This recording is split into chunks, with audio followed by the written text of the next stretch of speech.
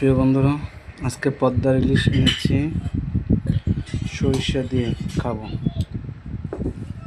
এই যে দেখেন, বড় একটা পিস নিছি, এটা সরিষা ইলিশ। ঠিক আছে, পাকটা কেমন হলো, কালারটা কেমন হলো। সরিষার তেল দিছি, সরিষা বাটা দিয়ে ইলিশ বোনা।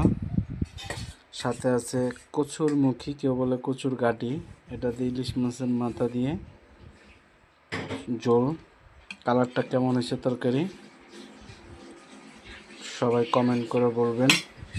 সবাই আমার ভিডিও লাইক কমেন্ট করে দিবেন, বেশি বেশি শেয়ার করে দিবেন। কেমন হলো সবাই জানাবেন।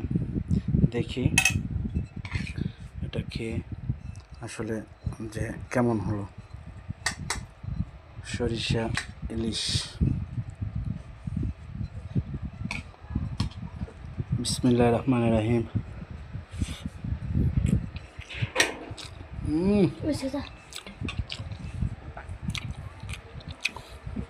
সেই আলহামদুলিল্লাহ, অনেক মজা হয়েছে। আসলে ভাষা প্রকাশ করার মতো না যে এত মজা হয়েছে।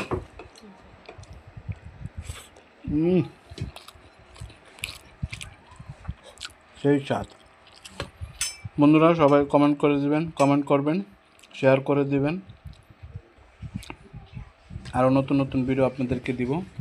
পাকটা কেমন হলো সবাই জানাবেন, কালারটা কেমন হলো। আসলে এটা তো খাই আপনাদেরকে দেখাই নাই, দেখি কেমন এটা।